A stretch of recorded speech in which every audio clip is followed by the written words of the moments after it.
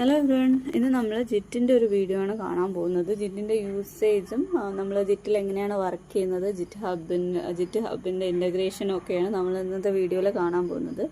ജിറ്റ് നിങ്ങൾക്ക് എല്ലാവർക്കും അറിയാമെന്നുള്ള പോലെ ഒരു വെർഷൻ കൺട്രോൾ സിസ്റ്റമാണ്. ജിറ്റ് ഉപയോഗിക്കുന്നത് എന്തിനാണെന്ന് നിങ്ങൾക്ക് എല്ലാവർക്കും അറിയാം. നമ്മൾ മൾട്ടിപ്പിൾ ആൾക്കാർ ഒരു പ്രൊജക്റ്റിൽ സൈമൾട്ടേനിയസ്ലി വർക്ക് ചെയ്യുന്ന സമയത്ത് ഓരോരുത്തരുടെയും ചേഞ്ചസിന് ഒരു വ്യത്യാസം ഉണ്ടാവാതെ അവരവരുടെ ചേഞ്ചസ് നമ്മുടെ പ്രൊജക്റ്റിലോട്ട് പുഷ് ചെയ്യാനും പുള്ള് ചെയ്യാനും പിന്നെ അത് നമുക്ക് ഓക്കെ ആവുന്ന സമയത്ത് റിലീസ് ചെയ്യാനുമായിട്ടൊക്കെയാണ് നമ്മൾ ജിറ്റ് ഉപയോഗിക്കുന്നത്. അപ്പോൾ ഇന്നത്തെ വീഡിയോയിൽ നമ്മൾ ജിറ്റ് ഹബിൽ ലോഗിൻ എങ്ങനെ ക്രിയേറ്റ് ചെയ്യാം, നമുക്കൊരു അക്കൗണ്ട് എങ്ങനെ ക്രിയേറ്റ് ചെയ്യാം എന്നാണ് കാണാൻ പോകുന്നത്.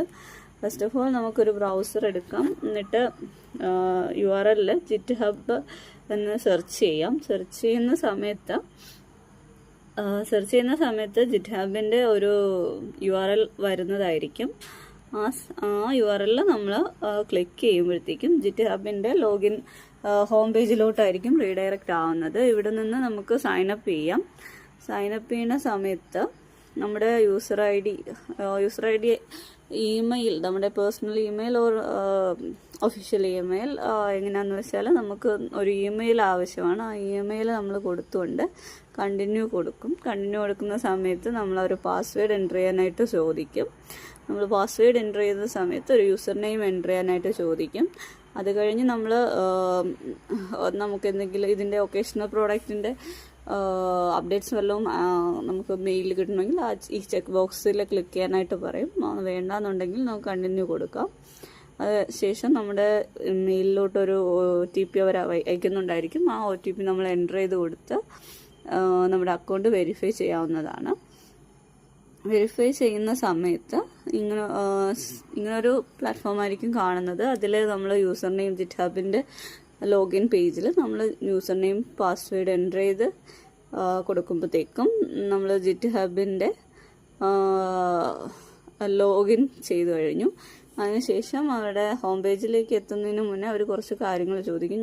നമ്മൾ ആരാണ് എന്നുള്ളത് നമുക്കിവിടെ സ്റ്റുഡൻ്റായിട്ട് സെലക്ട് ചെയ്യാം. അതിനുശേഷം നമ്മൾ ഗ്രൂപ്പായിട്ടാണോ അതോ ഒറ്റയ്ക്കാണോ ചെയ്യുന്നതെന്ന് ചോദിക്കുന്നുണ്ട്. അതിൽ നമുക്ക് ജസ്റ്റ് മീ മാത്രമാണ് ഞാൻ കൊടുക്കുന്നത്. അതിനുശേഷം അവർ കുറച്ച് അതിൻ്റെ എന്ത് ഫീച്ചറിന് വേണ്ടിയാണ് നമ്മളിത് ഉപയോഗിക്കുന്നത്.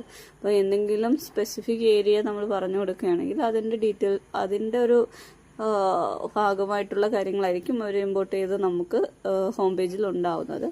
സോ ഞാനൊന്നും തന്നെ കൊടുക്കുന്നില്ല, കണ്ടിന്യൂ കൊടുക്കുന്നു. നമുക്ക് ഫ്രീ ആയിട്ടുള്ള വെർഷൻ മതി തൽക്കാലം. സോ നമ്മൾ ഫ്രീ കൊടുത്തു കണ്ടിന്യൂ ചെയ്യുന്നു. ഇങ്ങനൊരു ഡാഷ്ബോർഡ് ആയിരിക്കും ജിറ്റ് ഹബിൻ്റെ ലോഗിൻ ക്രിയേറ്റ് ചെയ്യുന്ന സമയത്തുണ്ടാകുന്നത്. ഇതിലിപ്പോൾ ഇത്രയും ഞാൻ പറയുന്നുള്ളൂ എങ്ങനെ ഒരു ലോഗിൻ ക്രിയേറ്റ്.